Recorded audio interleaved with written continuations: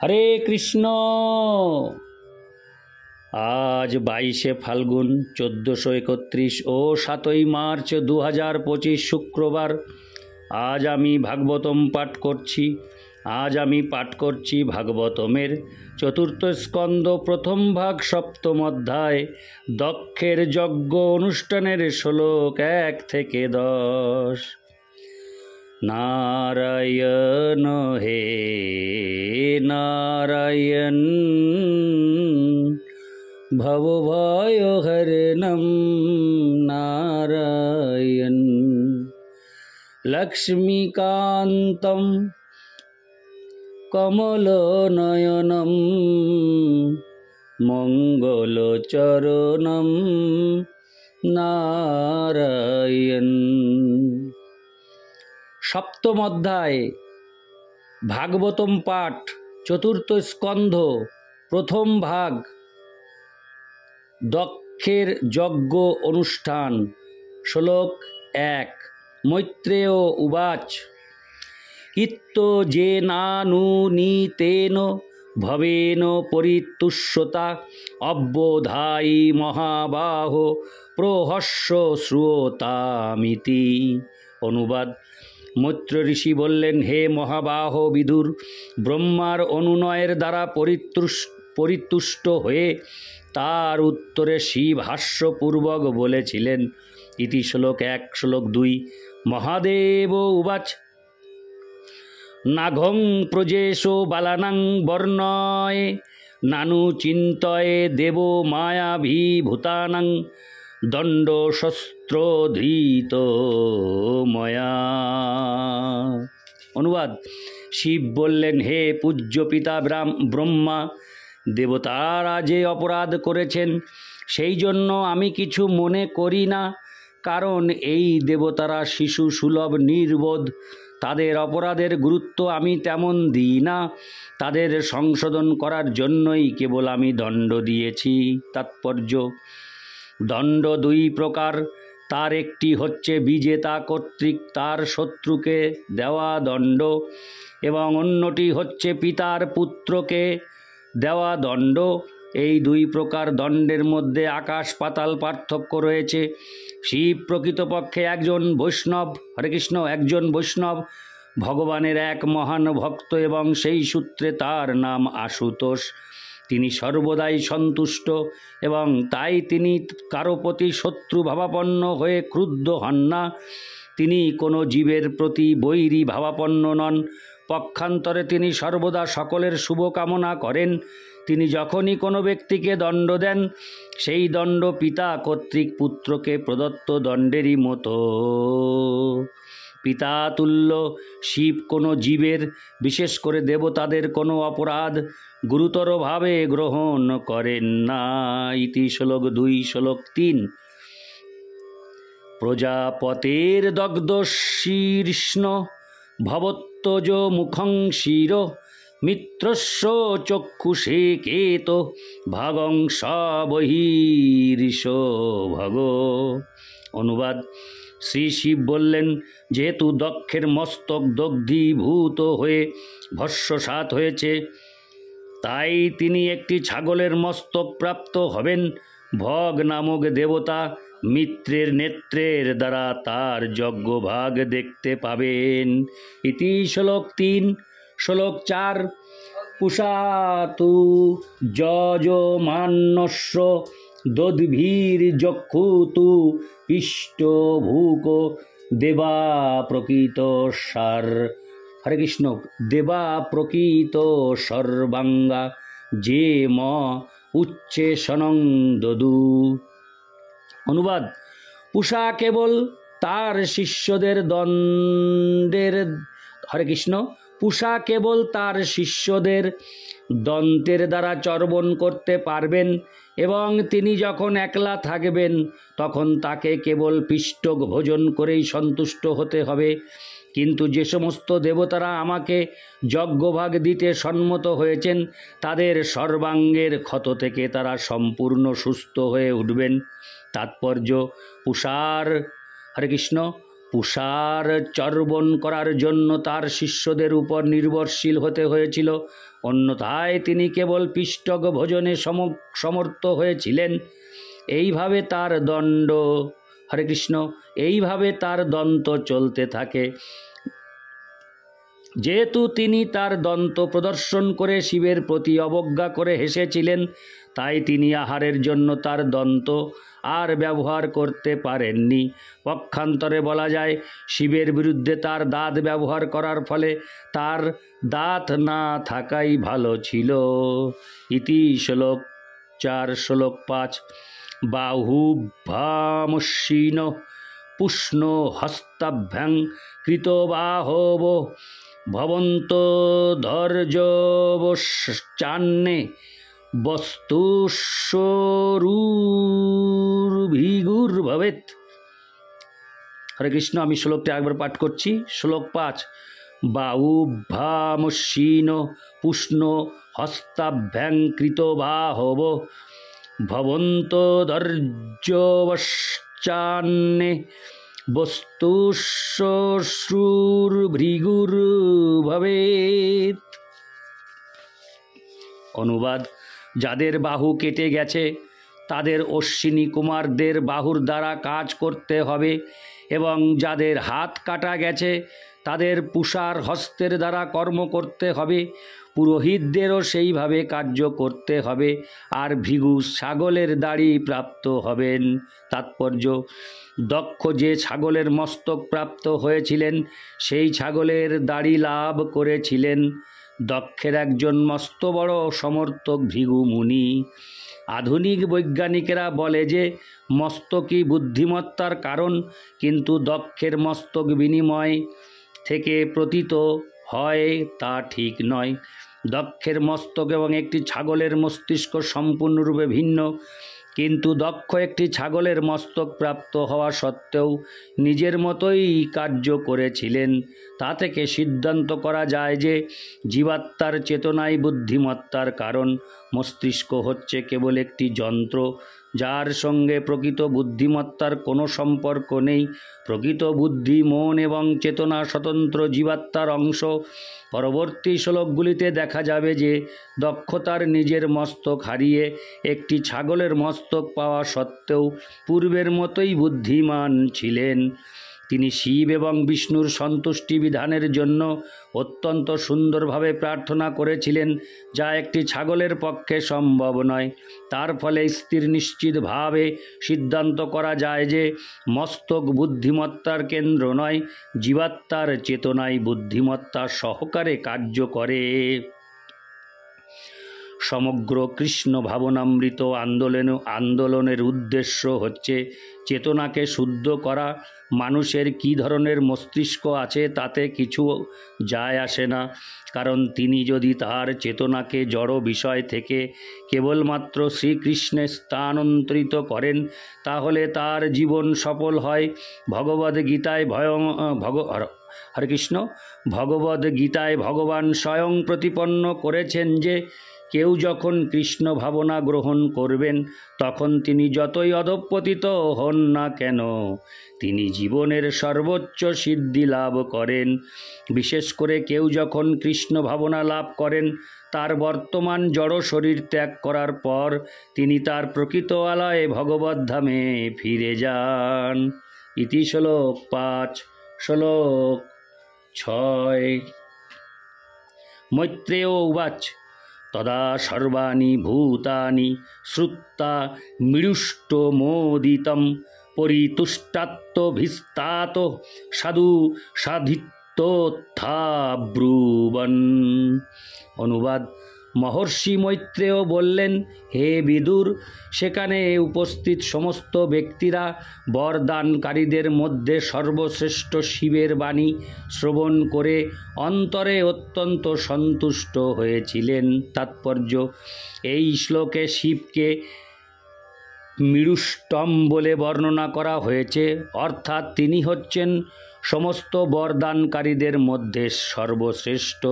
তিনি আশুতোষ নামেও পরিচিত, যা ইঙ্গিত করে যে তিনি খুব তাড়াতাড়ি সন্তুষ্ট হন, আবার খুব তাড়াতাড়ি ক্রুদ্ধও হন। ভগবদ গীতায় বলা হয়েছে যে বুদ্ধিহীন মানুষেরা জড় জাগতিক বর লাভের আশায় দেবতাদের শরণাগত হয়। সেই উদ্দেশ্যে মানুষেরা সাধারণত শিবের কাছে যায়, এবং যেহেতু তিনি খুব তাড়াতাড়ি প্রসন্ন হয়ে যান, তাই তিনি কোনো কিছু বিবেচনা না করেই তার ভক্তদের বর দিয়ে দেন। সেই জন্য তাকে বলা হয় মৃড়ুষ্টম, হরে কৃষ্ণ, মৃড়ুষ্টম অথবা সমস্ত বরদানকারীদের মধ্যে শ্রেষ্ঠ। জড় বিষয়াসক্ত মানুষেরা সর্বদা জড় জাগতিক লাভের জন্য উদ্গ্রীব, কিন্তু পারমার্থিক লাভের জন্য তারা আগ্রহী নয়। কখনো কখনো দেখা যায় যে শিব আধ্যাত্মিক জীবনেরও শ্রেষ্ঠ বরদাতা হন। কথিত আছে যে এক সময় এক দরিদ্র ব্রাহ্মণ বর লাভের আশায় শিবের পূজা করেছিলেন, এবং শিব তার সেই ভক্তটিকে সনাতন গোস্বামীর কাছে যাওয়ার উপদেশ দেন।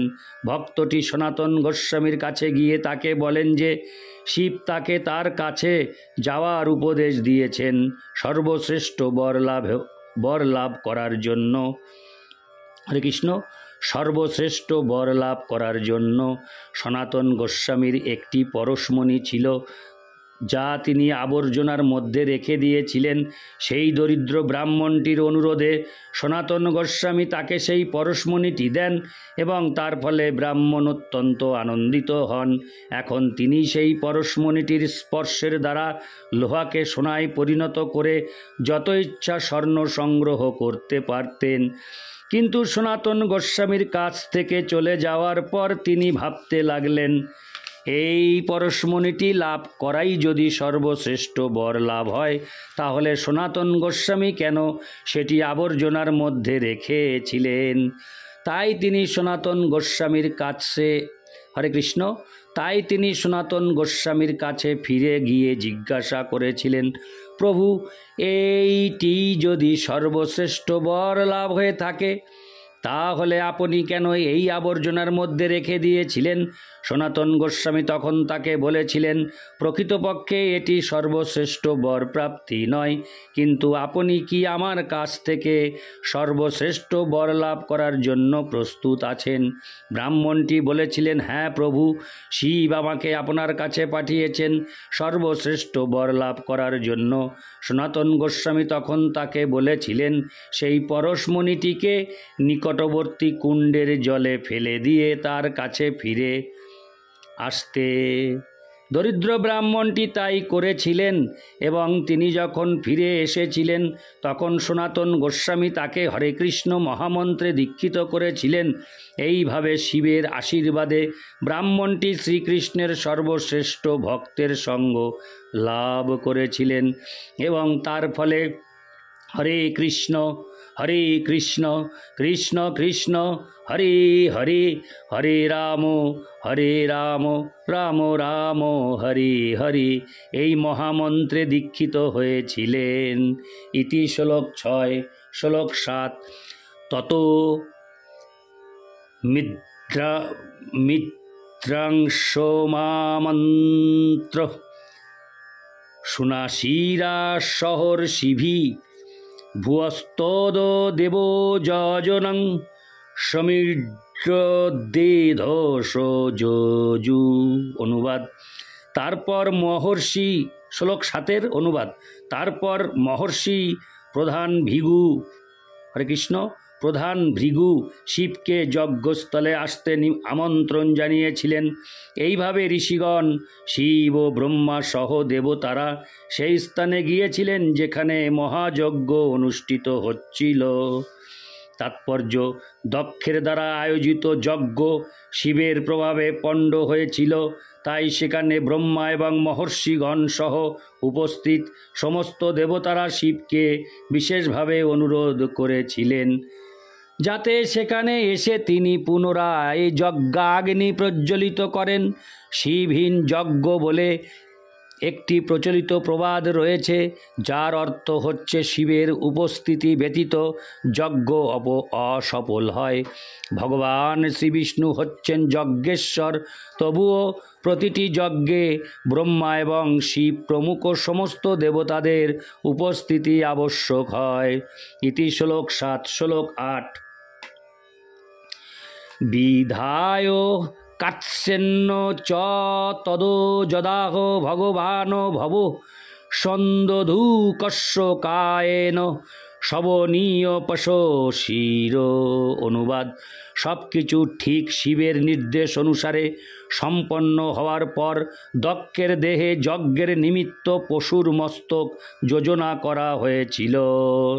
তাৎপর্য: এইবার সমস্ত দেবতা এবং মহর্ষিরা অত্যন্ত সাবধান ছিলেন যাতে শিব ক্রুদ্ধ না হন, তাই তিনি যা বলেছিলেন ঠিক তাই করা হয়েছিল। এখানে বিশেষভাবে বলা হয়েছে যে দক্ষের শরীরে একটি পশুর অর্থাৎ ছাগলের মুণ্ড যোজনা করা হয়েছিল। ইতি শ্লোক 8। শ্লোক 9। সন্ধিয়মানে শিরসি দক্ষ রুদ্রাভিবীক্ষিত সদ্য সুপ্ত ইবত্তস্তৌ দদৃশে চাগ্রত মৃড়ম। অনুবাদ: যখন দক্ষের শরীরে পশুর মস্তক সংযোজিত হয়েছিল তখনই তিনি চেতনাপ্রাপ্ত হয়ে সুপ্তস্থিতের মতো জাগরিত হয়েছিলেন এবং তার সম্মুখে শিবকে দণ্ডায়মান দেখতে পেয়েছিলেন। তাৎপর্য: এখানে এই উদাহরণটি দেওয়া হয়েছে যে দক্ষ যেন গভীর নিদ্রা থেকে জেগে উঠেছিলেন। সংস্কৃত শব্দে তাকে বলা হয় সুপ্ত ইবত্তস্তৌ, অর্থাৎ কোনো মানুষ যখন ঘুম থেকে জেগে ওঠে তৎক্ষণাৎ সে তার সমস্ত কর্তব্য কর্ম স্মরণ করে। দক্ষ নিহত হয়েছিলেন এবং তার মস্তকটি নিয়ে ভস্মীভূত করা হয়েছিল। তার দেহটি মৃত পড়েছিল, কিন্তু শিবের কৃপায় তার দেহে ছাগলের মুণ্ড সংযোজন করা মাত্রই দক্ষ তার চেতনা ফিরিয়ে পেয়েছিলেন। এতে বোঝায় যে চেতনাও স্বতন্ত্র। ছাগলের মুণ্ড ধারণ করার পর দক্ষ প্রকৃতপক্ষে আরেকটি দেহ ধারণ করেছিলেন, কিন্তু যেহেতু চেতনা স্বতন্ত্র তাই তার দৈহিক অবস্থার পরিবর্তন হলেও তার চেতনা একই ছিল। এইভাবে বোঝা যায় যে দেহের গঠনের সঙ্গে চেহারার বিকাশের কোনো সম্পর্ক নেই। আত্মার দেহান্তরের সাথে চেতনাও বাহিত হয়। বৈদিক ইতিহাসে তার বহু দৃষ্টান্ত রয়েছে, যেমন মহারাজ ভরত তার দেহত্যাগের পর একটি হরিণের শরীর প্রাপ্ত হয়েছিলেন, কিন্তু তার চেতনা পূর্ববৎ ছিল। তিনি জানতেন যে যদিও পূর্বে তিনি ছিলেন মহারাজ ভরত, তবুও মৃত্যুর সময় একটি হরিণের চিন্তায় মগ্ন থাকার ফলে তিনি একটি হরিণের দেহে দেহান্তরিত হয়েছেন। কিন্তু হরিণের শরীর পাওয়া সত্ত্বেও তার চেতনা মহারাজ ভরতের মহারাজ ভরতের শরীরের চেতনার মতোই ছিল। ভগবানের আয়োজন এতই উত্তম যে কারো চেতনা যদি কৃষ্ণ চেতনায় পরিণত হয় তাহলে নিঃসন্দেহে তার পরবর্তী জীবনে ভিন্ন ধরনের শরীর প্রাপ্ত হওয়া সত্ত্বেও তিনি একজন মহান কৃষ্ণ ভক্ত হবেন। ইতি শ্লোক 9। শ্লোক 10। তদা বৃষধ্বজ দেশ কলিলাত্তা প্রজাপতি শিবাবলোকাদভোবচ্চরদ্রোদ ইবামল। অনুবাদ: তখন বৃষধ্বজ শিবকে দর্শন করে। শিবোদ্দেশী দক্ষের কলুষিত হৃদয় তৎক্ষণাৎ শরৎকালীন সরোবরের মতো নির্মল হয়েছিল। তাৎপর্য: শিবকে কেন মঙ্গলময় বলা হয় তার একটি দৃষ্টান্ত এখানে দেওয়া হয়েছে। কেউ যদি ভক্তি এবং শ্রদ্ধা সহকারে শিবকে দর্শন করেন তাহলে তার হৃদয় তৎক্ষণাৎ নির্মল হয়ে যায়। শিবের প্রতি ঈর্ষাপরায়ণ হওয়ার ফলে দক্ষের হৃদয় কলুষিত হয়েছিল, কিন্তু তা সত্ত্বেও অল্প প্রেম এবং ভক্তি সহকারে শিবকে দর্শন করার ফলে তৎক্ষণাৎ তার হৃদয় নির্মল হয়েছিল। বর্ষার সময় সরোবরের জল নোংরা এবং কর্দমাক্ত হয়ে যায়, কিন্তু যখনই শরৎকালীন বৃষ্টি হয় তৎক্ষণাৎ সেই জল স্বচ্ছ এবং নির্মল হয়। তেমনি দক্ষের হৃদয় যদিও শিবের নিন্দা করার ফলে অপবিত্র হয়েছিল এবং যে জন্য তিনি কঠোরভাবে দণ্ডিত হয়েছিলেন, কিন্তু তার চেতনা ফিরে পেয়ে শ্রদ্ধা সহকারে শিবকে দর্শন করা মাত্রই তার হৃদয় নির্মল হয়েছিল। ইতি শ্লোক 10। নারায়ণ হে নারায়ণ ভবভয়হরিণম নারায়ণ। হরে কৃষ্ণ।